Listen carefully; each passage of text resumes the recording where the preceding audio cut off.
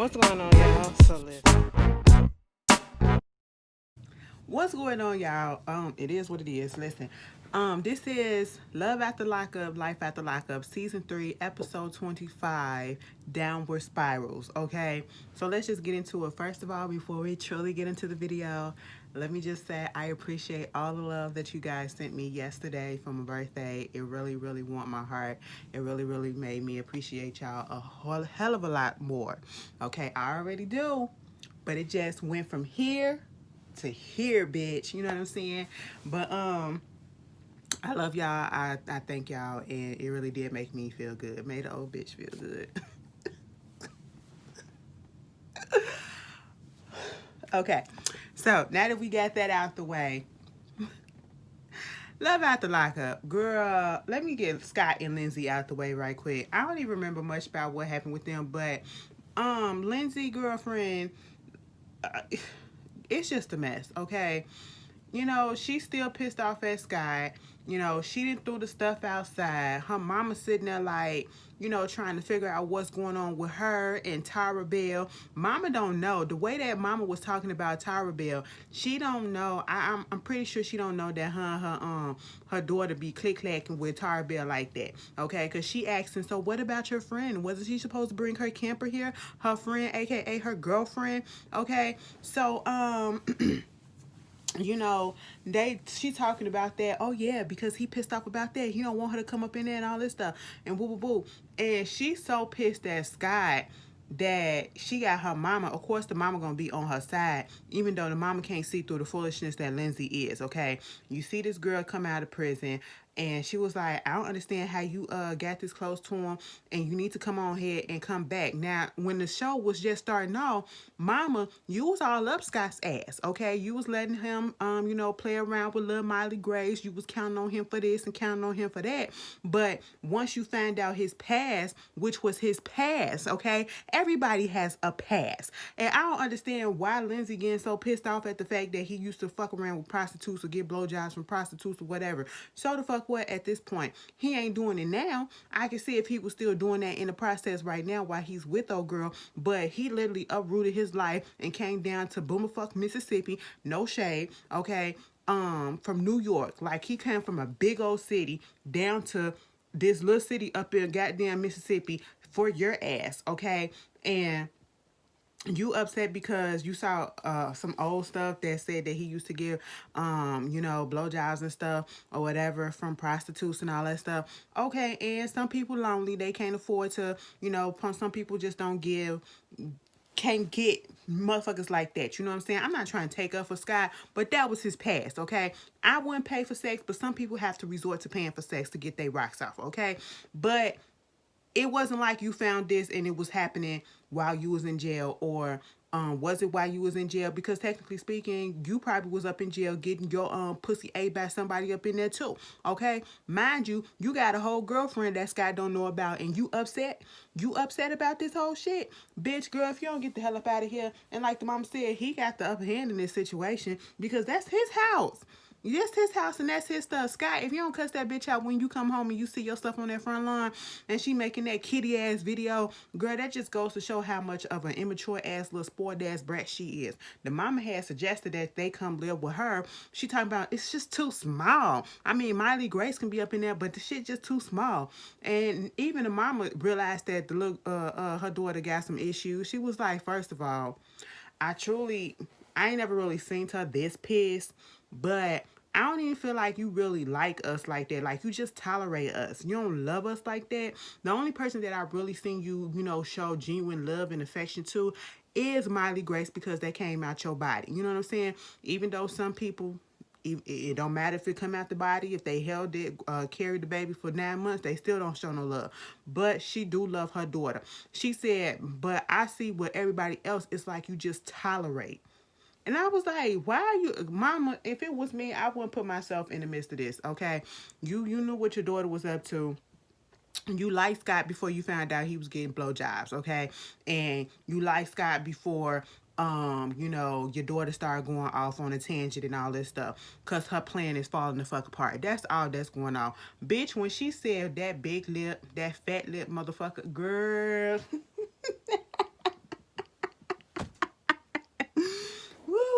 Don't mind my tongue. I just drank something that was blue. Girl, that shit, it made me holler. I said, yeah, that lip, I could not. I could not. Could y'all be with a nigga like Scott? Okay, he could be decent or whatever, but that lip situation, we'll have to get that fixed. You know, I ain't a shallow person because, like I said, I ain't the best looking person, but I do got standards or whatever. But, you know, I got flaws on myself, but, you know, that lip situation, we'll have to go get that fixed. Well, I'll go with you to get it fixed. You know what I'm saying? I won't leave you completely in the dust. We'll go get it fixed. Get it deflated or something like that. Get you some antihistamine, some antibiotics or something to take the sting off. Because it is a fat lip. It really is. And it's been fat like that, like it's been infected this whole damn time. And I'm not understanding why. Moving on from them, we get Michael and Sarah. Let me just get these dummies out the way. Michael come over to the house. Sarah like, Malcolm just left. Okay, and so you really like this dude? Yes, I really like him. You see yourself being with him? Yes, I see myself being with him. Do you love him? Yes, I do. And you know what I had to do was I had to tell him all about Malcolm. I had to tell Malcolm all about you, whatever, because if you're gonna be up in my life, if he choose to be up in my life, he gotta know each and everything that's about it. I was like, okay, that's understandable, cause so that he won't have no surprise and, you know, be shocked that this is the dynamic that's going on. And now you giving Malcolm the choice whether or not he want to continue in this circus of a goddamn relationship, because that's exactly what it is. And we further see how much of a circus that it is. At this point, I'm gonna need Sarah and Michael just to stay with each other, okay? Be toxic with each other and don't bring nobody else in the foray, all right?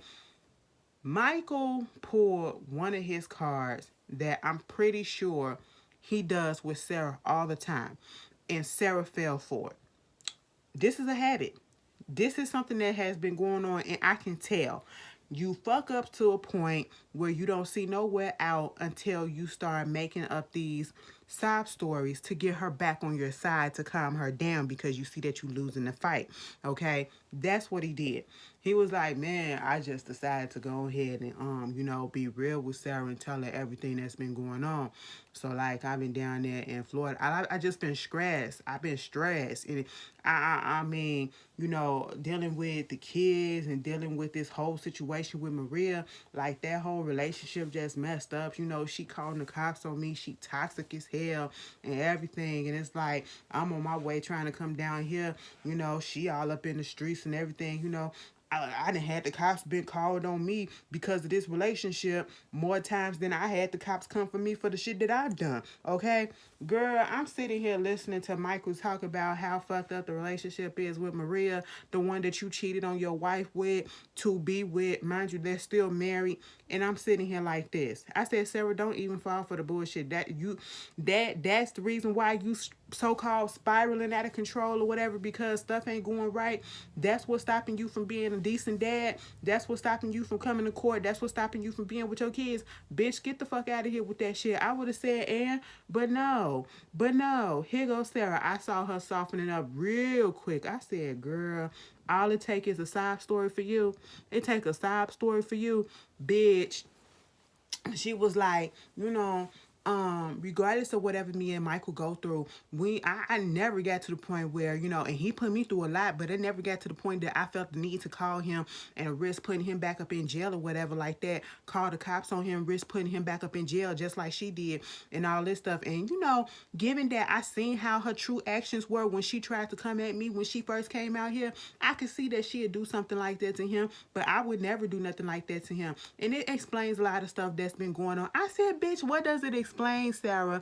Please tell me, because I'm not seeing it. Y'all, ooh, this is how men, and depending on what type of relationship, the more dominant or the more fucked up one be getting over on the other one. Okay, because they get somebody that's weak minded, they find a weak spot and they play on it. And that is exactly what he doing. He playing on it and she falling right for it.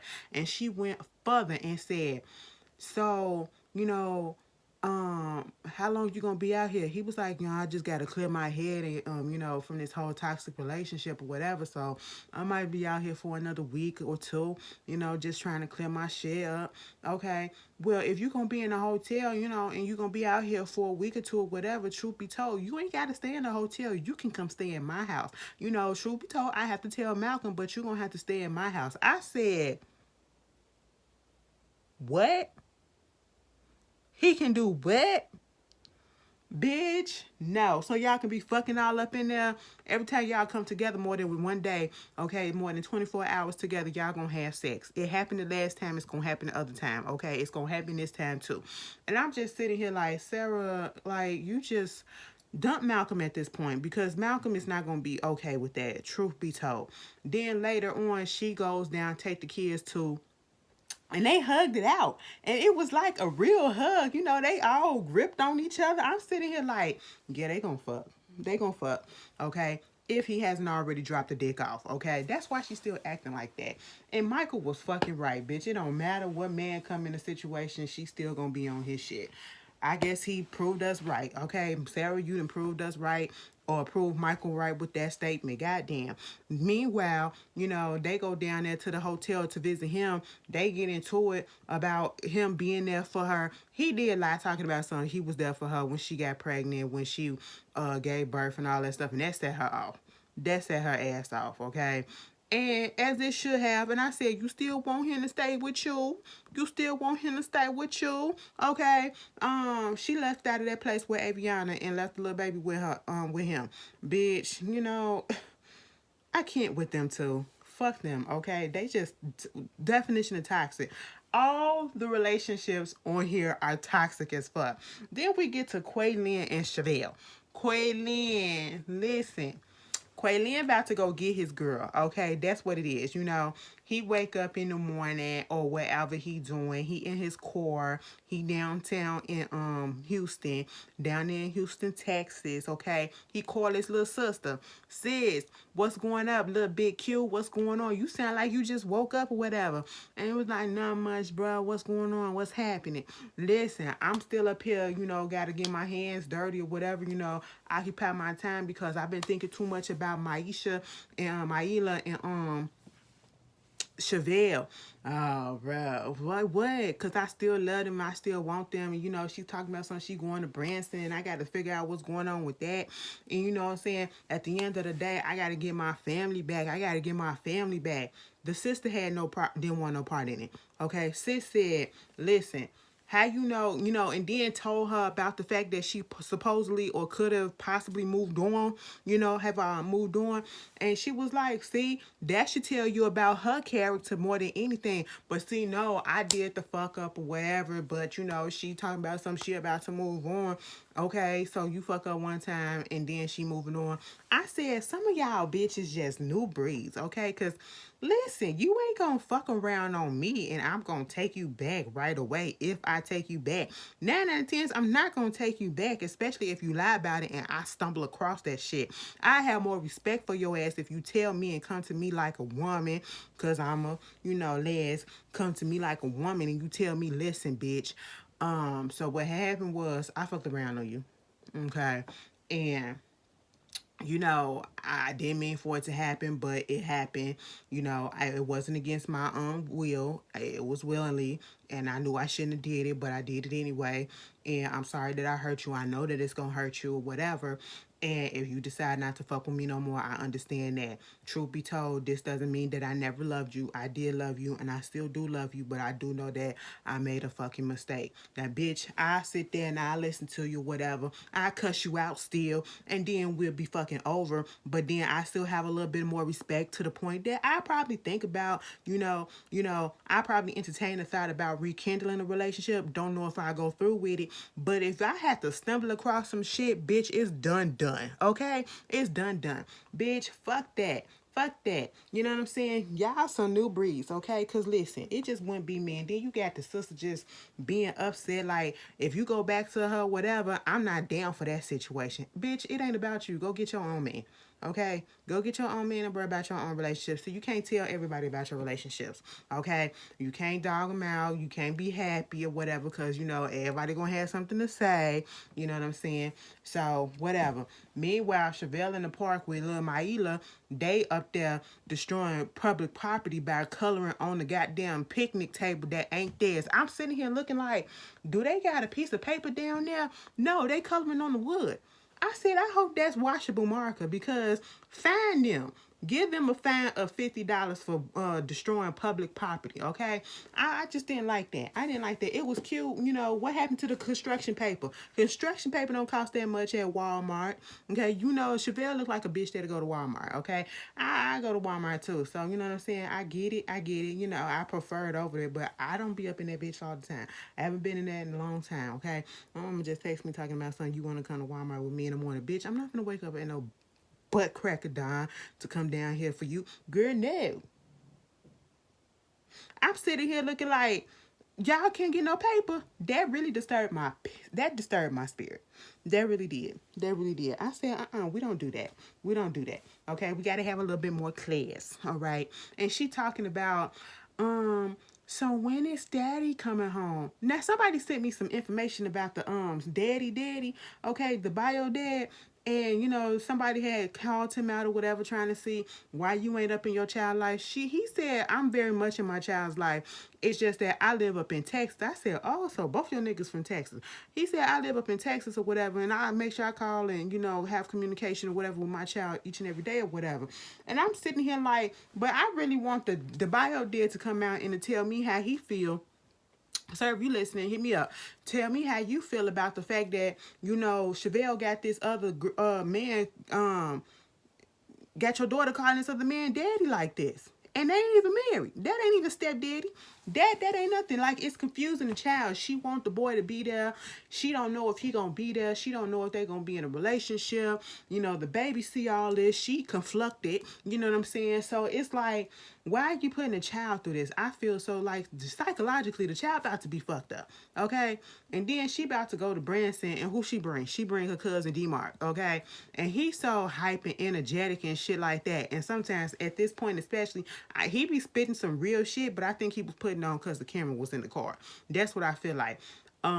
But he was just like, you know, why you still fucking with Quaylin or whatever. She was like, you know, they was talking about relationships and whether or not she moved on. She went on this date with Jay, and you know, whether or not she finna move on from him, she don't know because she still love Quaylin. Girl, it ain't that much love in the world for all of that. I said, hold up, D-Mart, calm that down. Now, when he did all that, I knew he was putting on for the cameras. I said, And the baby daddy said it's all for TV. I believe it.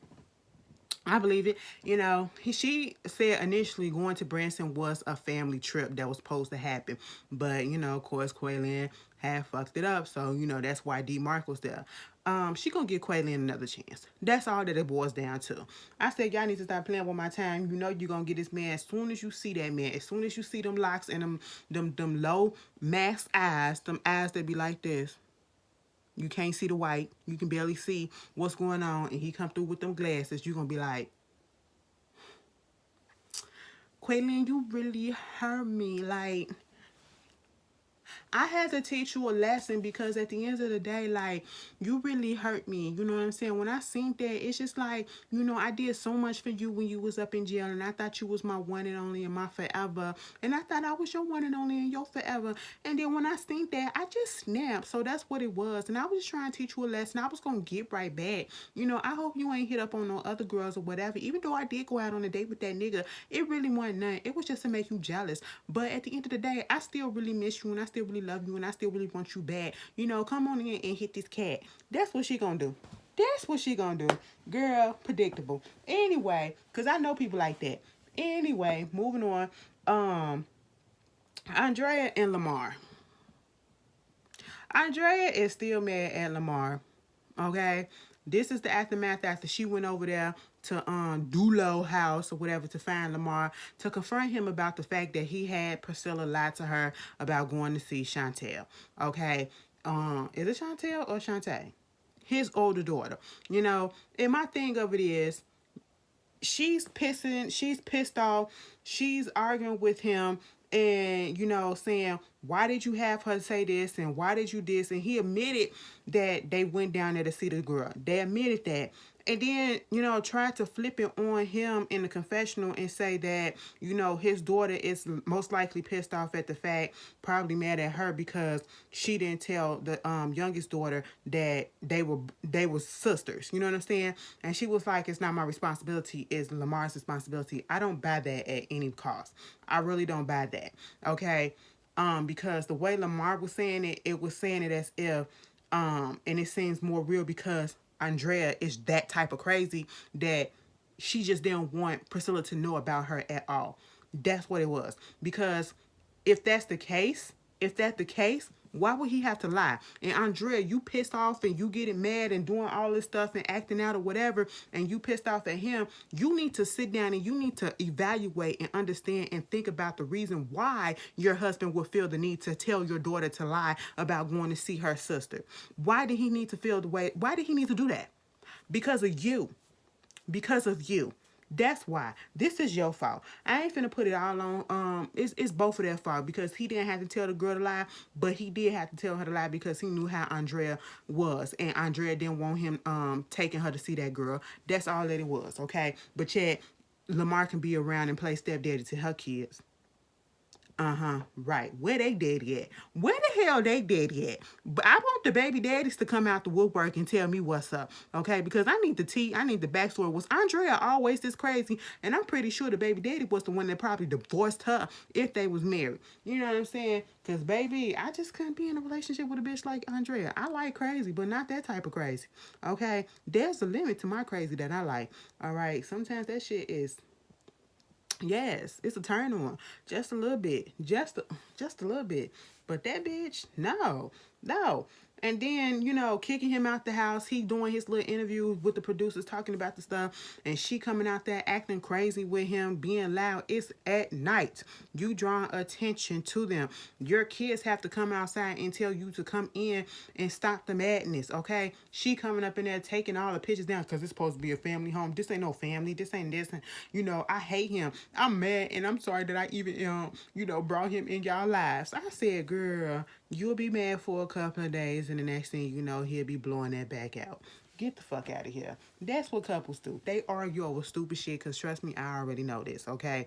They argue over stupid shit and then, once it calms down, it goes right back to fucking normal like ain't shit ever happened. Bitch, moving on. This is an everyday occurrence for goddamn Lamar and Andrea. And I am surprised unless Lamar really need a place to stay or he... Truth be told, I ain't even gonna say it's because he need a place to stay. I feel as though if they get a divorce, Andrea would do some sneaky, underhanded type of shit and keep their daughter from him. That's what it is, and I feel like that's the main reason why he's staying and putting up with her shit, all for Priscilla. That's it. Meanwhile, we get to Amber and Puppy. Bitch. First of all, let me get to Marcelino and Brittany.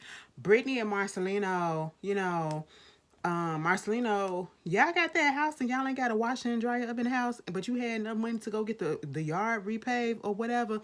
Maybe the washer, I'm gonna give y'all the benefit of the doubt, and maybe the washer and the dryer was, on the shits, okay? And you had to go to the laundromat because I'm not about to buy no house and I ain't finna have a washer and dryer up in that bitch. I ain't finna get no apartment that ain't got no washer and dryer up in that shit. No, we're not going back to the laundromat days, okay? I remember them trauma, okay? Waking up early in the morning, trying to get the good washers, trying to get the good dryers, and trying to hurry up and get the fuck out of there so that you won't spend your whole day up in the laundromat.